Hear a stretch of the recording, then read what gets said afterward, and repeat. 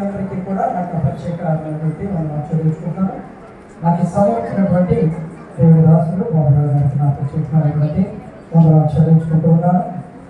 మరి మనం ముగించుకునే సమయం కరెక్ట్గా 12:35 అయింది.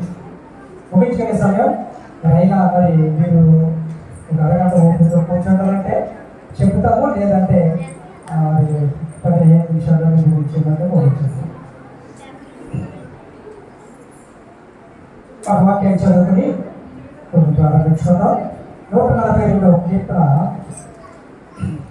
2వ వచనం ఈ విధంగా, బహువినయముగా ఆయన సన్నిధిని నేను మొరపెట్టుచున్నాను, నాకు కలిగిన బాధ ఆయన సన్నిధిని తెలియజెప్పుకొనుచున్నాను. ప్రేమ కలిగిన మా ప్రభువా, కృప కలిగిన తండ్రి, పరిశుద్ధుడా, మీ పరిశుద్ధ నామానికి స్తుతులు స్తోత్రాలు వందనాలు చెల్లించుకుంటున్నాను. గడిచినటువంటి దినాలన్నింటిలో కూడా నన్ను మమ్మల్ని కూడా సజీవ రక్షణ భద్రపరిచి నానా మీ పునరుద్ధార దినాన్ని మీ మందిరంలో వివిధంగా కూడుకుని స్తుతించుకుని ఆరాధించుకునే వాక్యాన్ని మాకందరికీ మీరు ఇచ్చడానికి మీకే కృతజ్ఞత స్తుతులు స్తోత్రాలు వందనాలు చెల్లించుకుంటున్నాం. మీరు ఎంతవరకు పాటలు పాడి మరి అలాగే మరి ఆరాధనలో కూడా మీరు తోడుగా సహాయం చేశారు.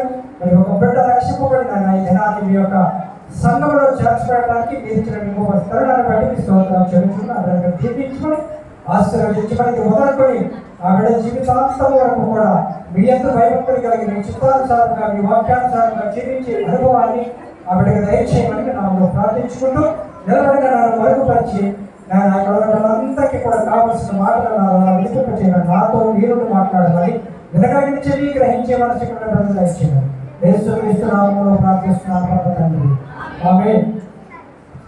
నేను మరి చాలా చెప్పాలని అనుకున్నాను, కానీ సమయము సరిపోదు. కనుక బిన్నీ రెడ్డి గురించి ఈరోజు ఆయన బాప్తిసం తీసుకున్నాడు కాబట్టి నేను మాటలు చెప్పాలనుకున్నాను. అయితే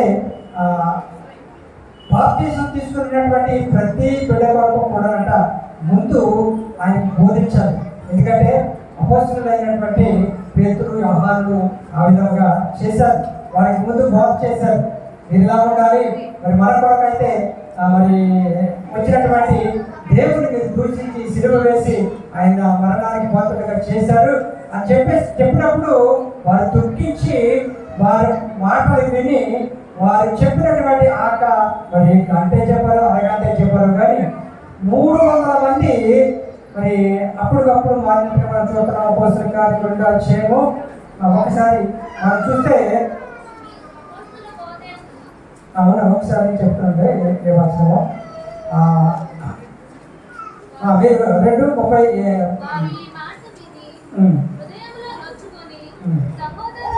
సహోదరులారా మేమేమి చేద్దామని అడగగా మారు మనసు పొంది పాప క్షమాపణ నిమిత్తము ప్రతివాడు యేసుక్రీస్తు నామములో బాప్తిసం పొందాడు. ఎవరో ప్రతివాడు యేసుక్రీస్తు నామములో బాప్తిసం పొందాడు. కింద మనం చూసినట్లయితే 42వ వచనం, వీరు అపోస్తుల బోధనందును సహవాసమందును రొట్టె విరుచుటయందును ప్రార్థన చేయుటయందును గడపారు. ఎవరు వీరు అంటే ఎవరు? ఆ యొక్క భక్తుల యొక్క మరి మాటలు విని బాప్తిసం తీసుకున్నటువంటి మీరు ఏం చేస్తున్నారు? ప్రతిరోజు కూడా ఏం చేస్తున్నారు? అపోస్తుల బోధయందులు సహవాసమందులు రొట్టె విరుచుటయందును ప్రార్థన చేయుటయందును జాగ్రత్తగా ఉన్నారు. నేను వినేటిగా చెప్తాను, ఇది మొదలుకొని నువ్వు నిత్యము కూడా దేవుని సన్నిధి మారకూడదు. తర్వాత మరి నీకేదైతే పాత అలవాట్లు అలా ఉంటే ఉండొచ్చు, వాటన్నింటినీ విడిచిపెట్టాలి. పాత హృదయాన్ని విడిచిపెట్టి నూతన హృదయాన్ని ధరించుకుని మరి నూతన మనసును నువ్వు దేవుని యొక్క మరి నామములో బాప్తిసం తీసుకున్నావు. ఒక మాట ఉంది, పేతురు రాసినటువంటి 2వ పత్రిక 2వ అధ్యాయం మాట ఉంది. మరి నేనని మాట కాదు, దేవుడు మాటలే. ఎందుకంటే నువ్వు ఒకసారి బాప్తిసం తీసి దేవుడిలోకి వచ్చిన తర్వాత మళ్ళీ వెనక్కి జరగకూడదు. కుక్క తన వాంతికి తిరిగినట్లంట మనం జరగకూడదు. అదేవిధంగా ఇంకొక మాట, పంది కడగబడినటువంటి పంది మరలా కొడతలో దొరకకుండా ఉన్నట్లు మనం ఏం చేయాలంటే ఒక్కసారి దేవుడిలోకి వచ్చిన తర్వాత వెలుగురికి చూడకూడదు. నీ యొక్క మరి ఫ్రెండ్స్ ఉండొచ్చు, అనేక మంది ఒరే రాదా పర్లేదు అనొచ్చు, లేకపోతే ఏమవుతుందా అనొచ్చు. వారి మాటలను పట్టించుకోకూడదు. ఇక మీదట దేవుని యొక్క భయభక్తులు కలిగి ఆయన చిత్తానుసారంగా జీవించాలని దేవుని నీకు మనం చేసుకుంటూ ఈ మాట నేను ముగిస్తున్నాను. మరి అదేవిధంగా మరి నేను చదివిన వాక్యంలో వెళ్దాం. సమయం తక్కువ కనుక దానికంటే ముందు ఒక చిన్న సాక్షి చెప్పాలని ఆశిస్తున్నాను. ఏంటంటే గత మార్చి మన మీటింగ్లు జరుగుతాయి. ఆ రోజుని మన ప్రభుత్వం నుంచి రావడం జరిగింది. అయితే అప్పటి నుంచి కూడా ఎందుకంటే మన వారికి అక్కడ కంపెనీలో నుంచి రిజైన్ చేసి వచ్చేసాడు.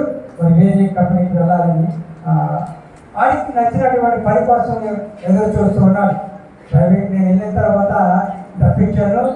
అప్పట్లో డ్రైవింగ్ లైసెన్స్ నేర్పించాను. లైసెన్స్ అప్పటికి ఇంచుమించు ఇక్కడ డబ్బులు ₹1,00,000 పైన అయి ఉంటుంది. అయినా మరి కొంతమందికి అయితే పదేసి మరి తిరిగా టెస్టులుగా అంటారు. 10 6 7 అలాగా దేవుడు వారి అంటుంటే 3 టెస్టులను 4 టెస్టులను పాస్ అయ్యాడు. అప్పటికైనా ఇంచుమించు ₹1,00,000 అంటే డ్రైవింగ్కి వెళ్ళాలని కాదు, వారి ఉద్యోగానికి లైసెన్స్ కూడా ఉంటారు. లైసెన్స్ కూడా ఉంటే మంచిదని అలా చేయడం జరిగింది.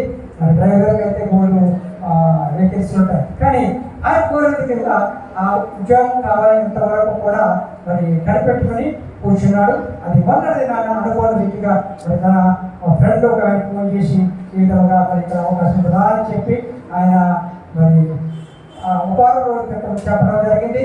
మాకు అంతకు ముందే చెప్పాడు ఇలాగా ఆయన. సరే అనుకున్నా. కానీ మరుసటిలోనే ప్రయాణం బండి కొంచెం పోయింది. నా బండికి బాగు చేసి వస్తాను. ఎందుకంటే నేను పోయి ఆదివారము కొన్ని ఇంజక్షన్ చేయించుకున్నాను. వాటికి నేను వెళ్ళకూడదని 4 రోజుల బయటికి రాలేదు. అయితే అసలు వెళ్ళి బండి ఇచ్చేసి వచ్చాడు. ఇచ్చేసి వచ్చి సాయంత్రం వరకు నుంచి నేను పట్టుకొని చెప్తానని చెప్తే సాయంత్రం వచ్చేసాడు. ఈలోగా వచ్చిన వెంటనే అలాగే టికెట్ పంపించేస్తాడు. వెంటనే వచ్చేది అన్నీ వచ్చేదని పంపిస్తే అప్పుడు మళ్ళా గబగబా సిద్ధపడి శనివారం మధ్యాహ్నం 10 గంటలకి 10-11 ప్రాంతాలకు బయలుదేరి వెళ్ళడం జరిగింది. మరి ఆదివారం తెల్లవారుజామున 6 గంటలకి ఫ్లైట్. ఆదివారం మళ్ళీ 2 గంటల కల్లా మన 5 గంటల కల్లా అక్కడికి చేరడం జరిగింది. మళ్ళా సోమవారం ఉదయమే డ్యూటీకి వెళ్ళటం జరిగింది. కనుక మరి దేవుడు చేసినటువంటి వేడును బట్టి ఆయన ప్రజలలో ఆయన కనపరచనట. ఆయన మనం కనపరచాలి. ఆయన చేసినట్టు ఏది కూడా మనం దాని కదా యెహోవా చేసిన ఉపకారంలో దేనిని మరుపుకోదట. చిన్నదాన్ని పెద్దదాన్ని, అది మంచిదాన్ని చెడ్డదాన్ని దేవుడు చేసినట్టు ఏది కూడా మనం మరుపుకుంటాం. కనుక ఆ దేవుడు చేసినటువంటి మహోపకారాన్ని బట్టి దేవుని వందనాలు చెల్లించుకున్నారు. వారి పనంతలో కూడా తోడైంది అందరూ కూడా ప్రార్థించాలని మనం చేసుకుంటూ మన సాక్షాన్ని ముగించుకుంటూ పాటలు కదా. మరి ఇక్కడ నేను చదివినటువంటి వాక్యము మరొకసారి నేను చదువుతున్నాను. 2వ వచనం 142 బహువిధముగా ఆయన సన్నిధిని నేను మొదలుపెట్టుచున్నాను. నాకు కలిగిన బాధ ఆయన సన్నిధిని తెలియజెప్పుకుంటున్నాను. ఆయన సన్నిధిని అంటే ఆయన అంటే ఎవరు? దేవుడు. ఆయన అంటే దేవుడు. కనుక ఆయన సన్నిధిని తెలియజెప్పు ఎవరికి మాట్లాడుతున్నారంటే మరి దేవుడి సేవకుడు, రాజు ఆయన అంటున్న మాటలు ఇవి మరి దావీదు గారు రాసినటువంటి కీర్తనలు. ఈ కీర్తనలు కొన్ని మరి 150 కీర్తనలు మనకు ఉన్నాయి. అయితే అందులో కొన్నిటికి పైన ఎంటర్టైన్మెంట్ ముందు ఏమి జరిగింది, ఎందుకు రాస్తున్నాం, దేని గురించి అని కొన్నిటికి రాస్తారు. అన్నింటికి కొన్నిటికి ఈ కీర్తనకు కూడా అదే రాస్తారు. మరి దావీదు గారంట గుహలో ఉన్నప్పుడు దావీదు చేసిన ప్రార్థన దైవ ధ్యానం ఇవన్నీ కూడా పాటలు. ఏంటంటే 150 కీర్తనలు కూడా పాటలంట. ఇశ్రాయేలు ప్రజలు ఐగుప్తులో నుండి కానానికి వెళ్ళినటువంటి ప్రయాణంలో వారు పాడుకున్నటువంటి పాటలు, ఆ సందర్భాన్ని బట్టి ఆ సమయాన్ని బట్టి వారు పాడుకున్నటువంటి దేవుని వాక్యం మనకి సెలవిస్తుంది. అటువంటి గొప్ప రాజు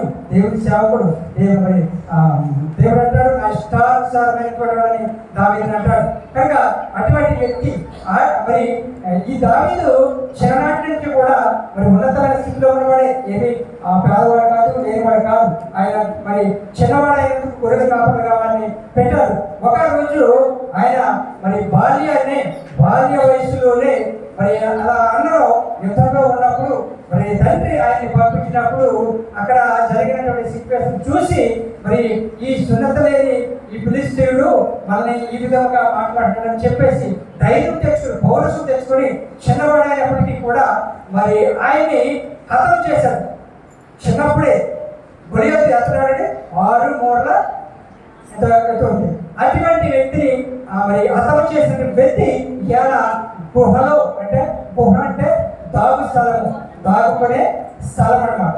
ఆ గుహలో ఉండి మరి ఆయన ప్రార్థిస్తున్నారు. ఎందుకు మరి వారి తరువు వారు మరి ఆయన శత్రువులు ఆయన తరుగుతున్నారంట. ఎవరా శత్రువులు అంటే మరి బయట మరి కాదు, ఇంట్లో వారే. తన మామగారు తెరవాడు, తన కుమారుడు కూడా తెరవాడు. కనుక ఆ శత్రువుని కంటే మరి కుటుంబం వారే తరిగినట్టుగా మనం చూస్తున్నాం. ఆ సమయంలో ఆయన మరి చూస్తున్నాడు. ఆయన మరి ఎన్నో ఇబ్బందుల్లో ఉన్నాడు, సమస్యల్లో ఉన్నాడు. అదే అన్నట్టు కదా బహు వినయముగా చూస్తున్నాడు. నేను ఎలుగెత్తి యెహోవాకు మరణించున్నాను, ఎలుగెత్తి యెహోవాను బతిమాలుకొనుచున్నాను, బహు వినయముగా ఆయన సన్నిధిని నేను మొదలుపెట్టుచున్నాను. నాకు కలిగిన బాధ ఆయనకి ఎవరికి తెలియబోతున్నాడు. ఇప్పుడు మనకు బాధ వచ్చింది, దైవజనులకు బాధ వచ్చినాడు, రాజుకు బాధ వచ్చింది. బాధ వచ్చినప్పుడు ఎవరు చెప్పుకున్నాడు? భార్యకి చెప్పుకోలేదు, బంధువులకు చెప్పుకోలేదు. భార్యకి, బంధువులకి, మన స్నేహితులకి చెప్పుకుంటే వాళ్ళు ఏదో కొంత మటుకు చేయగలరు కానీ పూర్తిగా వాళ్ళు చేయలేరు. ఆయన ఎవరికి చెప్పుకున్నాడు? ఎవరికి చెప్పుకోవాలో ఆయనకే చెప్పుకున్నాడు. దేవునికి ఆయన మరి బాధను తెలియపరుచుకున్నాడట. దేవునికి ఆయన బాధను తెలుసుకున్నాడు. ఒక్కొక్కసారి ఆయన గుహలో ఉండడానికి కారణము మరి మొదటి సమయం గ్రంథం 22:1 అందులో మనం చూసినట్లయితే ఆ గుహలో ఆయన ఉన్నప్పుడు వెళ్ళిపోయి గుహలో ఉంటే ఆయన ఈ తరుగుతున్న సమయంలో ఆయన వెళ్ళి అక్కడ ఉన్నప్పుడు కొంతమంది ఈయనే చాలా మరి ఇబ్బందులు సమస్యలు ఉన్నప్పటికీ కొంతమంది వచ్చి ఆయన అంటారు, దావీదు అక్కడ నుండి బయలుదేరి అదుల్లాము గుహలోనికి తప్పించుకుని పోగా అతని సహోదరులు, అతని తండ్రి ఇంటి వాళ్ళు ఆ సంగతి విని అతని యొద్దకు వచ్చి ఇదరా ఆయనే ఇబ్బందులు, ఇరుకులు, సమస్యలు ఉన్నప్పటికీ కూడా ఆయన బంధువులు, స్నేహితులు అందరూ ఆయన దగ్గరకు వచ్చి మనం మాకు రాజుగా ఉండాలని ఆయన అడిగి నేను తొందరగా చెప్పేస్తాను, అంత సమయం సరిపోదు. మరి రాజుగా ఉండాలన్నప్పుడు ఆయన నాకే ఇబ్బందులు ఉన్నాయి, మరి మీ ఇబ్బందులు నేనేం చేస్తున్నాను అనలేదు. కానీ ఆయన ఒప్పుకొని రాజుగా ఉండి మరి ఆయన వారికి సమస్యలను తీర్చినట్లుగా దేవుని వాక్యం చదివిస్తుంది. కనుక అటు విధంగా మరి దావీదు కష్టాల్లో మరి ఆయన మరి ఎదుటి వారిని కూడా మరి పట్టించుకునేటువంటి మనస్తత్వం కలిగినటువంటి వ్యక్తిగా మనం చూస్తున్నాము. తర్వాత మరి మనిషికి బాధలు ఎందుకు వస్తాయి మనం చూసినట్లయితే ఈయనకి మరి బాధ కలిగిందని దేవుడు వాక్యం చదివిస్తుంది. ఎవరు? దావీదు మహారాజు. మరి బాధ కలిగింది అని చెప్పేసి ఆయన చెప్తున్నాడు కదా. మరి మనిషికి బాధలు ఎందుకు వస్తాయో 3 విషయాలు నేను క్లుప్తంగా వివరించి చెప్తాను. మనిషికి బాధ ఎందుకు వస్తుందంటే మనిషి యొక్క దుష్టత్వం బట్టి ఆయన మరి మనిషికి బాధలు వస్తాయని దేవుని వాక్యము శ్రమిస్తుంది. యోగ గ్రంథము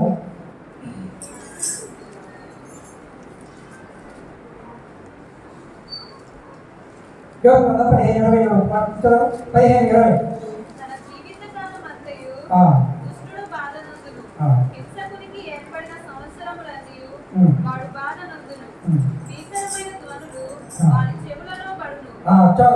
చూడండి ఇక్కడ బాధలు ఎందుకు దేవుడు బాధలు ఎందుకు మనిషికి బాధలు ఎందుకు వస్తాయంటే ఇక్కడ మరి యోబు గారి యొక్క యోగన్నాడు తన జీవితం అంతయు దుష్టుడు బాధలు. ఎవరి బాధలు ఎవరని? దుష్టుడు అంట జీవితకాలం అంతా కూడా మరి బాధలు ఉందని ఇక్కడ నేను వాక్యం.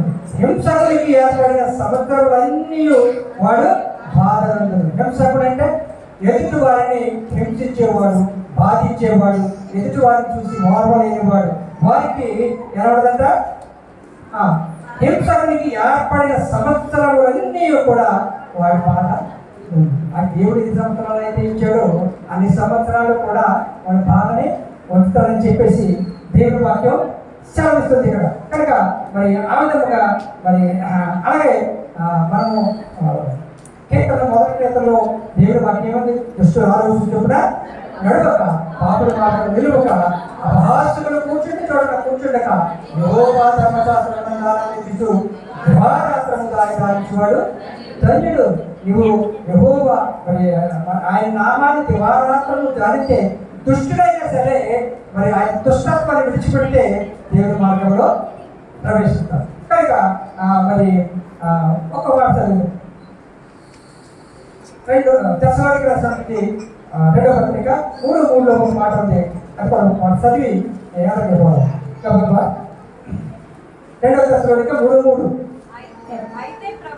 అయితే ప్రభువు నమ్మదగిన వాడు. మన దేవుడు ఎటువంటి వాడే? నమ్మదగిన దేవుడు. ఆయన మిమ్మల్ని స్థిరపరిచి దుష్టత్వం నుండి కాపాడు. ఎలా కాపాడంటే దుష్టులను కూడా మన దేవుడు కాపాడే దేవుడు. మన దేవుడు అటువంటి దేవుడు దుష్టులను కాపాడే దేవుడు.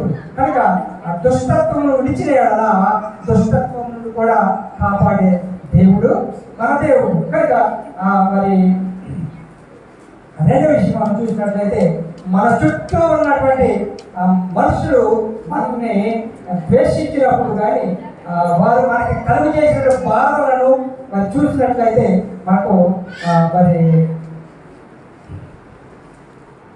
కీర్తన 9:14లో ఒక మాట మనం చదువుదాం. మన చుట్టూ ఉన్నటువంటి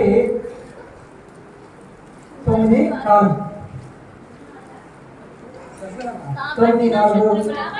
కాబట్టి నా శత్రువులు వెనుకకు మళ్ళీదురు, నీ సన్నిధిని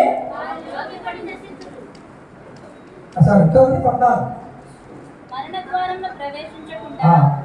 మరణ ద్వారంలో ప్రవేశించకుండా నన్ను ధరించువాడా, నన్ను ద్వేషించువారు నాకు కలుగు చేయు బాధను చూడుము.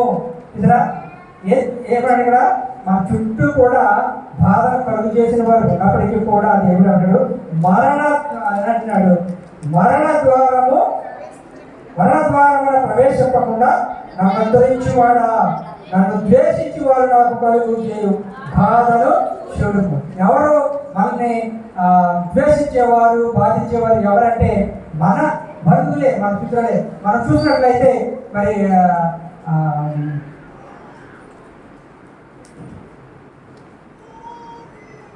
మొదటి సమయాల గ్రంథంలో అన్న మనం చూద్దాం. అన్న పెళ్ళిన మరి వారిరువురు కూడా మరి ఏమంటారు మరి ఏదో అయితే వారికి మరి అన్నాను చాలా విసిగించింది పెళ్ళిన. ఎందుకు విసిగించింది?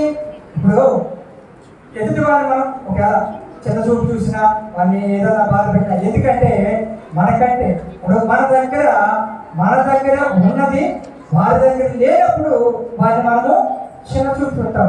ఇప్పుడు మనకన్నీ ఇదివరకంటే నా చెప్తాను అక్కడక్కడ ఒక సైకిల్ ఉంది. ఇప్పుడు సైకిల్ తక్కువైపోయి, బళ్ళు తక్కువైపోయి, కార్లు తక్కువైపోయి. అలాగని మరి సైకిల్ మీద వెళ్ళి కూడా మనం ఉంచాల్సి అంటే మంచిది కాదు. సైకిల్ దేవుడు అది సైకిల్ ఇచ్చాడు, కొంతమంది మోటార్ సైకిల్ ఇచ్చాడు, కొంతమంది కార్లు ఇచ్చాడు. కనుక ఏదైనా మనకి ఉన్నది ఎదుటి వాళ్ళ దగ్గర లేనప్పుడు వారిని మనం ద్వేషించకూడదు, చిన్న చూపు చూడకూడదు. అదే మరి ఇక్కడ చూసినట్లయితే అన్నాకి అదే జరిగింది.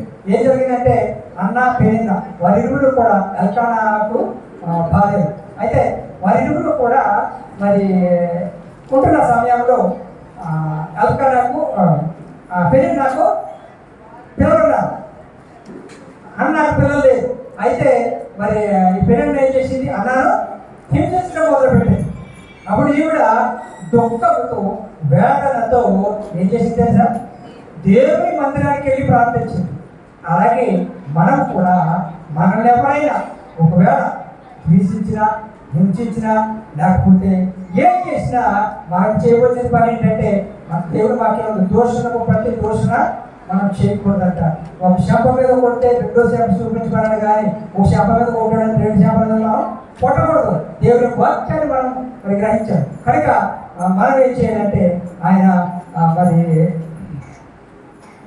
దూషించింది కాబట్టి ఆయన ఆమె చేసింది మందిరంలో వచ్చి ప్రార్థన చేసింది. మనం కూడా అలాగే ఎవరైనా ఒకవేళ మనం ఏదైనా అనుకున్నా చేసుకున్నా మనం విడిచిపెట్టి ఏం చేయాలి, మన మందిరంలోకి వచ్చి ప్రార్థించాలి. నా మందిరంలో చేసిన ప్రార్థన నేను ఆలకిస్తాను అంటున్నాడు కనుక ఆయన మందిరంలోకి వచ్చి శిలోహులో ఉన్న మందిరంలోకి వచ్చి ప్రార్థించింది అన్న. ఆ విధంగా మన మందిరంలోకి వచ్చి ప్రార్థిస్తే మనం దేశించగలమని మరి ఇంకొకరని ఎవరైనా సరే మరి మనకేమీ చేయలేదు. దేవుడు మనకు తోడుగా ఉండగా మరి ఎవరో కూడా మరి ఎవరైనా చెప్పారు. మూడోదిగా మనం చూసినట్లయితే పేతురు రాసినటువంటి మొదటి పత్రిక, పేతురు రాసిన మొదటి పత్రిక 4:16 ఈ విధంగా రాయబడింది. ఎవడైనాలో క్రైస్తవుడైనందుకు చాలా అనుభవించిన ఎడల వాడు సిగ్గుపడక పేరును బట్టి దేవుని మహిమపరచవలెను. చూసారా, ఎవడైనను క్రైస్తవుడైనందుకు బాధపడని అవసరం లేదంట. ఆ పేరును బట్టే దేవుని మహిమపరచాలని ఇక్కడ మనం చూసినట్లయితే ఇప్పుడు ఇదివరకు ఈ భేదాభిప్రాయాలు ఎవరిలో లేదు, హిందువుల్లో లేదు, దేశ నాయకులు లేదు, ప్రపంచంలో ఎక్కడ లేదు. కానీ ఇప్పుడైతే చాలా ఎక్కువ ఇది ఏమిటి ఒక సంస్థ ఏర్పడింది కదా,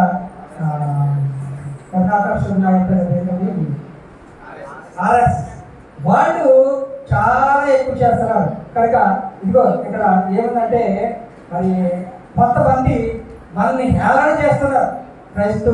క్రైస్తవులు అని మాట్లాడలేదు ఒక వ్యక్తి, గొర్రెలు అంటున్నాడు ఆడే కనుక మరి కొంతమంది క్రైస్తవులు ఏం చేస్తున్నాడు, గొర్రెలు అంటే దేవుడు మనకు గొర్రెలుగా వచ్చింది. ఎందుకంటే ఆయన మనకి కాపరి, ప్రధాన కాపరి. నా గొర్రెలు నా స్వరం వింటాయని దేవుడు అంటాడు.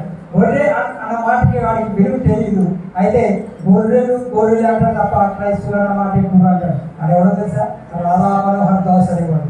తర్వాత ఇంకా కొంతమంది ఆడని ఈడు వీళ్ళందరూ కూడా మరి వాళ్ళందరి మీద యాక్షన్ తీసుకుంటున్నారు. దేవుడే వారికి సమాధానం చెప్తారు, మనం ఏం చేయవలసిన లేదు, దేవుడే. అయితే మరి ఆ గొర్రెలే మరి ఆడు ఒక్కసారి ఆడు నిజంగా మరి ఈ గొర్రె ఉంటే ఆడు ఆలోచించుకుంటే ఇప్పుడు ఈ గొర్రెలు అన్నాడు కదా, వాడు వేసుకున్న బట్టల కాడించి, వాడు వేసుకున్న వాడు మాట్లాడుతున్న ఫోన్లు కాడించి, వాడు తింటున్న తిండి కాడించి, వాడు వాడుతున్న ప్రతి వస్తువు కూడా ఎవరు కనిపెట్టారు? ఆ గొర్రె అంటే క్రైస్తవులే కనిపెట్టారు. అదే వాడు వాడుకుంటున్నాడు, వాడే అసలైన గొర్రె, అది ఏం తెలియదు. కనుక మరి అటువంటి మాటలు వచ్చినప్పుడు కూడా మనం ఏం చేయకూడదు, భయపడకూడదట. ఆ నామాన్ని బట్టి దేవుని మహిమపరచాలి, గణపరచాలి. కనుక అటువంటి కృప మనందరికీ కూడా దేవుడు దయచేయాలని మీకు మనసు చేస్తున్నాడు. 3 విషయాలు మీకు చెప్తాను. ఏంటంటే దుష్టత్వం నుండి మరి దుష్టులకి మరి దుష్టత్వం నుండి బాధలు వస్తాయట. ఎవరైతే మన దుష్టత్వంతో ఉంటారో వారికి బాధలు వస్తాయట. వాటిని సరి చేసుకుంటే అయ్యి దేవుడు మరి కోరుతాం, దేవుడు క్షమిస్తాం. అలాగే 2, ద్వేషించేవారు మన మంచి ఉన్నప్పుడు మనం ఏం చేయాలంటే దేవుని మందిరానికి వచ్చి ప్రార్థించే, వారి కొరకు కూడా ప్రార్థించేది. మనం ద్వేషించేవారు కూడా మన శత్రువులు కూడా ప్రార్థించమని దేవుని వాక్యం సెలవిస్తుంది. కనుక మరి 3వదిగా మనం చూసినట్లయితే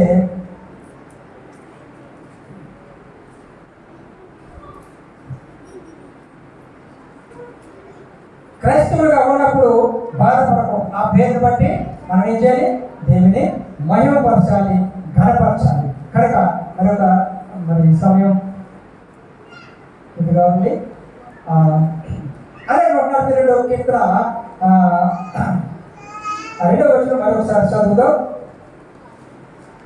నాకు కలిగిన బాధ బాధ బహు వినయముగా ఆయన సన్నిధిని నేను మొరపెట్టుచున్నాను, నాకు కలిగిన బాధ ఆయన సన్నిధిని తెలియజేసుకుంటున్నాను. మరి మనము ఆయనకే ఎందుకు మొరపెట్టాలంటే ఇక్కడ మరి ఆయన సన్నిధికి మనం ఎందుకు చెప్పాలంటే 5వ వచనంలో ఒక మాట మనం చూస్తే అక్కడ యెహోవా నీకే నేను మొరపెట్టుచున్నాను, నా ఆశ్రయదుర్గము నీవే. ఎవరికి మనం మొరపెట్టుకుంటున్నాం? దేవుడికి. ఎందుకు ఆయనకి మొరపెట్టుకుంటున్నాం అంటే నీకే అన్నాడు. నీకే అంటే ఒక్కరికే. మరి నేను ఒక బడికి వెళ్తుంటే ఒక లారీ వెళ్తుంది, దాని మీద అర్థం ఏం వస్తుందంటే దేవుళ్ళారా మమ్మ దీవించలేదు. దేవుడు మన దేవుడు ఒకడే, నీకే మొరపెట్టుకుంటాను అన్నాడు. మీకే అనేది నీకే నేను మొరపెట్టుకున్నాను. మన దేవుడు ఒక్కడే, తండ్రి కుమార పరిశుద్ధాత్మ దేవుడు, త్రియేక దేవుడు మన దేవుడు.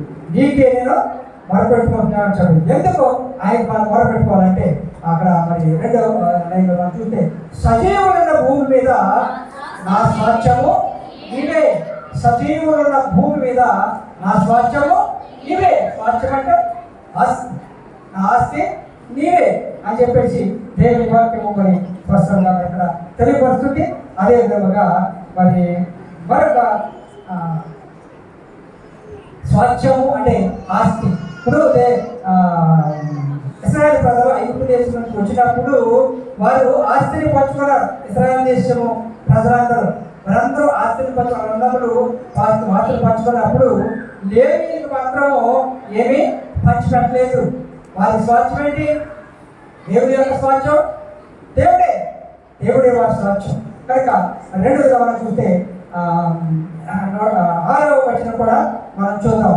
6వ నేను చాలా కృంగి ఉన్నాను, నా మొరకు చెవియొక్కము, నన్ను తరుము వారు నాకంటే బలిష్ఠులు, వారి చేతిలో ఉండి నన్ను విడిపింపుము. ఇక్కడ దావీదు మహారాజు అంటున్నటువంటి మాటలు, నన్ను తరుము వారు నాకంటే బలిష్ఠులంట.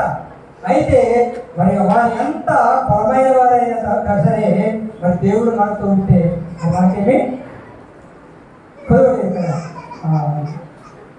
వారి చేతిలో నుండి నన్ను విడిపించేవాడు నీవే. వారు ఎంత బలవంతులైనా కానీ వారి చేతిలో నుండి విడిపించేవాడు నీవే అని దేవుడు అక్కడ మనం మాట్లాడుతున్నట్లుగా మనం చూస్తున్నాం. కనుక 7వ వచనం కూడా మనం చూద్దాం. నేను నీ నామమునకు కృతజ్ఞతాస్తుతులు చెల్లించినట్లు చెరసాలలో నుండి నా ప్రాణమును తప్పింపుము, అప్పుడు నీవు నాకు మహోపకారము చేయుట చూచి నీతిమంతులు నన్ను బట్టి అతిశయింతులు. ఇక్కడ దేవుడు మనకి ఏం చేస్తాడట? మహోపకారం చేస్తాడట. మామూలు ఉపకారం కాదు, మహోపకారం అంట దేవుడు. ఎందుకు మరి నేను నీ నామమునకు కృతజ్ఞతాస్తుతులు చెల్లిస్తున్నానంటే దావీదు మహారాజు అంటున్నాడు, నేను కృతజ్ఞతాస్తుతులు చెరసాలలో నుండి నా ప్రాణమును తప్పింపము, అప్పుడు నీవు నాకు మహోపకారం చేశావు. దేవుడు ఆయన ఏమన్నాడు? నన్ను చెరసాల నుండి తప్పించుకో, అప్పుడు నీవు నాకు మహోపకారము చేసి ఉన్నావు. మరి నీతిమంతులు నన్ను బట్టి అతిశయిస్తారు. ఎవరు అతిశయించబడతారంట? నీతిమంతులు దావీదుని బట్టి అతిశయిస్తారని దేవుని వాక్యము సెలవిస్తూ ఉంది.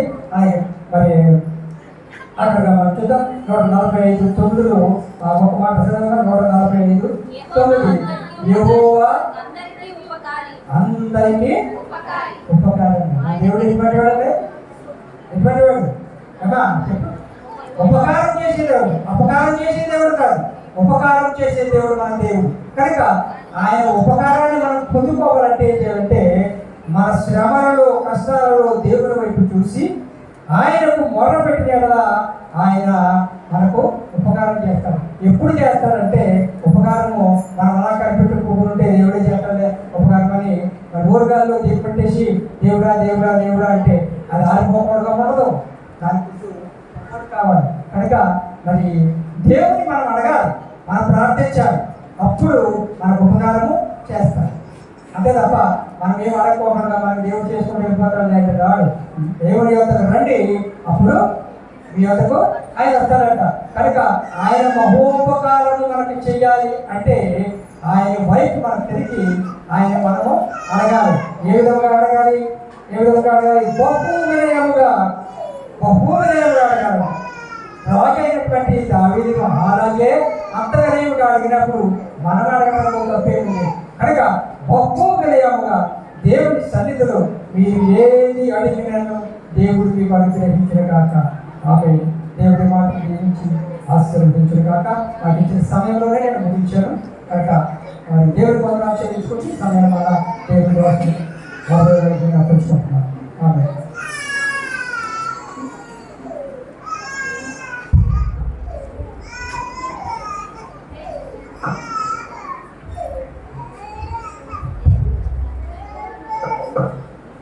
మంచిదండి. ఇంతవరకు ప్రియులు స్వామి గారు తెలుసుకుని ఎంతో శ్రేష్టమైన సందేశాన్ని అందించారు. వారికి నా ప్రత్యేకమైన వందనాలు. సమయంలో కానుకల పాట పాడదాం. ప్రతి వచ్చి కానుకలు పట్టండి. నీ ధనము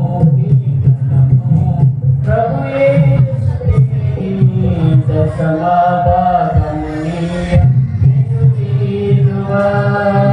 వెనుదీరువా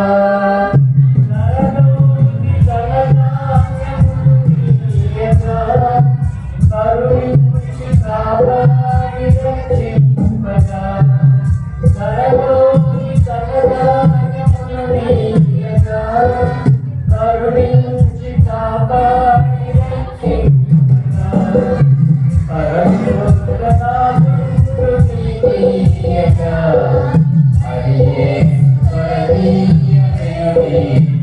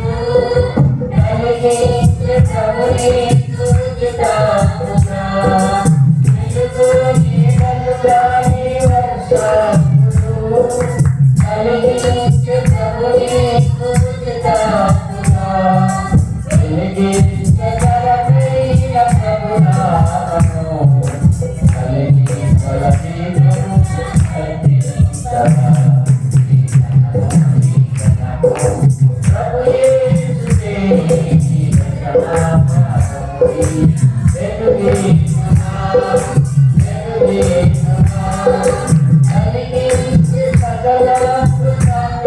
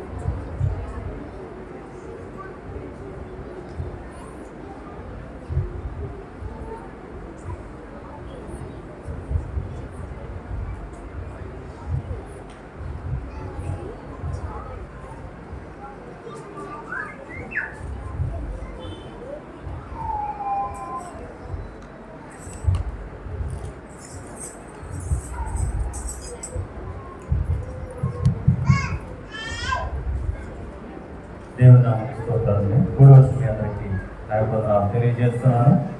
దేవుడు చేసిన మేలును బట్టి కానుకలు తీసుకుని వచ్చారు. వారికి చదువుతున్నాం. చెప్పాల జేమేస్ గారు దేవుడు చేసిన మేలును బట్టి 200 రూపాయల కానుక తీసుకొచ్చినారు. వారు ప్రార్థన కూడినారు. వారి కొరకు కుటుంబాలు ప్రార్థించాలని మనం చేస్తున్నాం. నల్లి చంద్రకాంతం గారు దేవుడు చేసిన మేలును బట్టి 100 రూపాయల కానుక తీసుకొచ్చినారని వారు కూడా ప్రార్థన కూడినారు. మరి వారి కొరకు వారి కుటుంబాలు ప్రార్థించాలని మనం చేస్తున్నాం. చవాకుల రాజ్కుమార్ గారి యొక్క కుమార్తె లెన్సీ దేవుడు అక్కడ జీవితంలో మరి యొక్క దయాకిరీటాన్ని దయచేసిన విధానం బట్టి మరి 1000 రూపాయల కానుక తీసుకుని మరి కేక్ తీసుకుని వారు వచ్చి ఉన్నారు. మరి ఆ బిడ్డ జరగబోయే సంవత్సరం అంతా కూడా దేవుడు కాచి కాపాడగలిగిన బిడ్డ కొరకు మీరు కూడా ప్రార్థించాలని వారి యొక్క కుటుంబం కొరకు ప్రార్థించాలని ప్రేమతో తెలియజేస్తున్నాం. అలాగే నల్లి సోమరాజు గారి యొక్క కుమారుడు నల్లి బాబి తన భార్య దేవుడు వారికి అనుగ్రహించినటువంటి కుమారుడు మరి ఈరోజు బర్త్డే సందర్భంగా మరి కేక్ తీసుకుని 1000 రూపాయల కానుక తీసుకుని వారు వచ్చి ఉన్నారు. మరి చిన్నబిడ్డ కొరకు మీరు అందరూ కూడా ప్రార్థించాలని వారి కుటుంబం కొరకు ప్రార్థించాలని ప్రేమతో తెలియజేస్తాను. అలాగే కొనవలసిన సత్యబాబు గారు మరి దేవుడు చేసిన మేలును బట్టి 1000 రూపాయల కానుక తీసుకువచ్చినారండి. మరి సత్యబాబు గారు ఇజ్రాయెల్ దేశంలో పనిచేసుకుంటున్నారు. అలాగే మరి ఆపరేషన్ జరిగింది. దేవుడు కొంత స్వస్థత ఇచ్చి ఉన్నాడు. ఇంకా పరిపూర్ణ స్వస్థత ఇచ్చేలాగా మీరందరూ కూడా ప్రార్థించాలని ప్రేమతో తెలియజేస్తున్నాను. దాన్ని బట్టి మేరీ ఈశ్వర్ గారు దేవుడు చేసిన మేలును బట్టి 200 రూపాయల కానుక తీసుకొచ్చినారని వారు కూడా ప్రార్థన కోరినారు. వారి కొరకు కుటుంబం కొరకు ప్రార్థించాలని మనం చేస్తున్నాం. ఇక్కడ కానుకల కొరకు అర్పణ కొరకు సంఘానికి నష్టాల కొరకు ఏం చేసిన వారి కుటుంబాల కొరకు రాష్ట్ర ప్రార్థన చేస్తాను. కానుక కొరకు అర్పణ కొరకు ప్రార్థన చేద్దాం. తనలో చల్లి గంట మూసుకొని ప్రార్థన. ప్రేమ కనికరము కలిగిన ప్రియ పరలోకపు తండ్రి, నీ ఘనమైన శ్రేష్టమైన నామానికి వందనాలు చెల్లిస్తూ ఉన్నాం.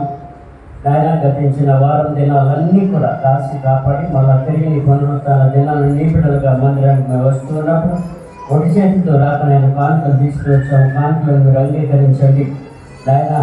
ఇదిగో ప్రభా, ప్రత్యేకమైన కానుకలు తెచ్చిన వారి యొక్క పేర్లు చదవబడ్డాయి. వారి ఇచ్చిన దానికంటే రెట్టింపు ఆశీర్వాదాలు దయచేయండి నాయన. వారి కుటుంబాలను దీవించండి, ఆశీర్వదించండి నాయన. అలాగే కలిమిలో నుంచి లేబులో నుంచి తీసుకుని వచ్చి దుప్పులు నింపారు నాయన. ప్రభు వారికి నిరంతరంగా ఫలింపచేయండి. అలాగే బియ్యం తెచ్చిన బిడ్డల కొరకు ప్రార్థన చేస్తున్న వారి కుటుంబంలో సమృద్ధైన ఆహారం దయచేయండి. వారి పాటపడులను దీవించమని ఆశీర్వదించమని జరగని కార్యక్రమాన్ని కూడా ఈ చేతులు అప్పగిస్తూ ఉన్నాం. మీరే సహాయం చేసి నడిపించమని నజరేయుడని చేస్తున్నాము. అడిగి వేడుకొని ప్రార్థన చేస్తున్నాను పరలోకపు తండ్రి, అదే. ఈ సమయంలో మరి ఈరోజు పుట్టినరోజు జరిపించుకుంటున్నారు మరి నెన్సీ. మరి ఆ బిడ్డ మరి కానుకలు తీసుకుని కేకులు తీసుకుని మనకు నచ్చిపించారు. ఆ బిడ్డ కొరకు ప్రార్థన చేయడం. అలాగే నల్లి బాబీ మరి ఆయన కొంతకాలం గర్భదేశంలో ఉండి వాళ్ళ తిరిగి మరి కుటుంబం మధ్యకి సంఘం మధ్యకి దేవుడు తోడుకుని వచ్చాడు. మరి అంతేకాకుండా వారి కుమారుడు యొక్క పుట్టినరోజు సందర్భంగా మరి వారు ఈ రాత్రి కాలంలో మరి వారి ఇంటి దగ్గర కూడా ఏర్పాటు చేస్తారు కనుక వాటిలన్నింటి వరకు ప్రార్థించేద్దాం.